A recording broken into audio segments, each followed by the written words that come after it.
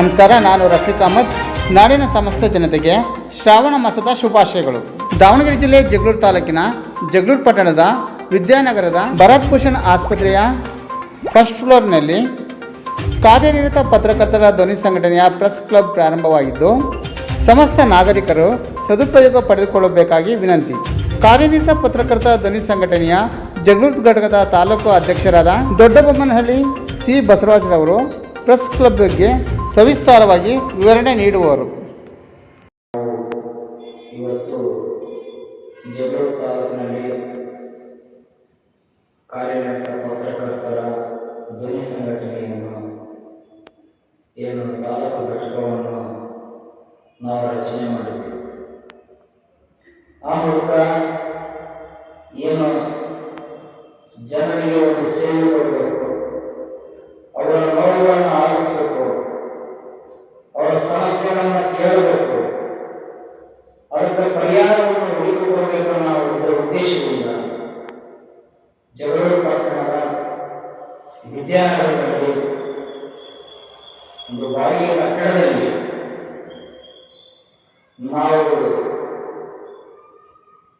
ಈ ಸಂಘದ ಕಾರ್ಯಾಲಯವನ್ನು ತೆರೆದಿರುವುದು ತಮಗೆಲ್ಲ ಗೊತ್ತಿರುವ ವಿಚಾರ.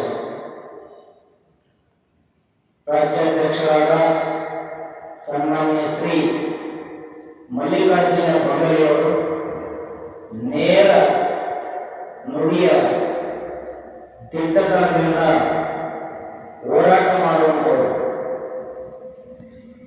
ಅವರ ಮಾರ್ಗದರ್ಶನದಲ್ಲಿ ಜಗಳೂರು ತಾಲೂಕಿನಲ್ಲಿ ನಮ್ಮದೇ ಆದ ಟೀಮನ್ನು ಕಟ್ಟಿಕೊಂಡು ನಾವು ಜನರ ಸಮಸ್ಯೆಗೆ ಪ್ರತಿಬಿಂಬವಾಗಿ ಕೆಲಸ ಮಾಡಬೇಕನ್ನೋ ಉದ್ದೇಶ ತುಡಿದ ನಮ್ಮದು. ನನ್ನ ಜೊತೆಗೆ ಕರ್ನಾಟಕ ವಿದ್ಯಮಾನ ಯೂಟ್ಯೂಬ್ ಚಾನಲ್ ಮಾಲೀಕರಾದಂಥ ಮೊಹಮ್ಮದ್ ರಫೀಕ್ ಅಹಮದ್ ಅವರ ಜೊತೆಯಲ್ಲಿ ನಾವು ಈಗ ಸರಿಸುಮಾರು 15 ದಿನದಿಂದ ನಮ್ಮ ಪ್ರಯಾಣ ಸಾಗ್ತಾ ಇದೆ. ಬಹುಶಃ ನಮಗೆ ಇವರ ಯಶಸ್ಸು ಸಿಗುತ್ತೆ ಅನ್ನೋ ಭಾವನೆ ನಮ್ಮದು. ಕೇವಲ ನಮ್ಮ ಸ್ವಾರ್ಥಕ್ಕೋಸ್ಕರ ನಾವು ಈ ಸಂಘಟನೆಯನ್ನು ಮಾಡಿಲ್ಲ. ನಮ್ಮ ರಾಜ್ಯಾಧ್ಯಕ್ಷರ ನಿಲುವು ಕೂಡ ಹೀಗೆ ಇದೆ. ಯಾವುದೇ ಕಾರಣಕ್ಕೆ ಒಬ್ಬ ವ್ಯಕ್ತಿಯ, ಒಂದು ಜಾತಿಯ, ಒಂದು ಧರ್ಮದ, ಒಂದು ವರ್ಗದ, ಒಬ್ಬ ವ್ಯಕ್ತಿಯ ಪರವಾಗಿ ನಾವು ಕೆಲಸ ಮಾಡುವುದಿಲ್ಲ.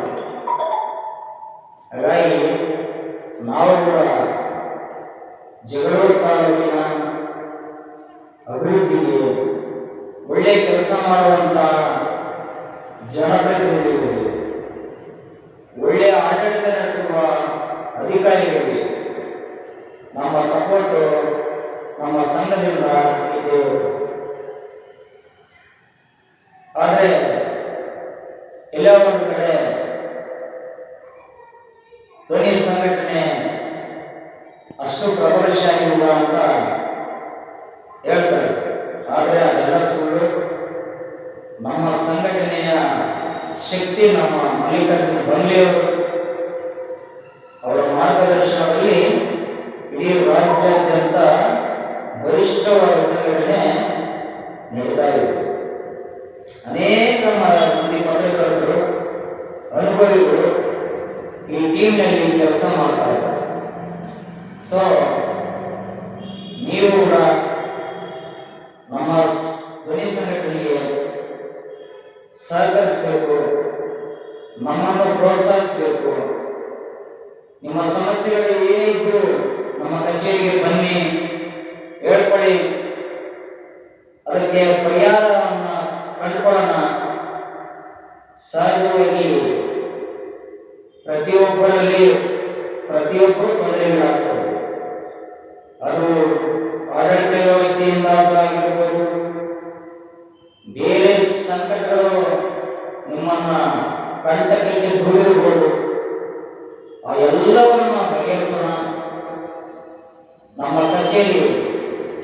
ಬಾಗಿಲು ನಿಮಗೋಸ್ಕರ ತೆರೆದಿರುತ್ತದೆ.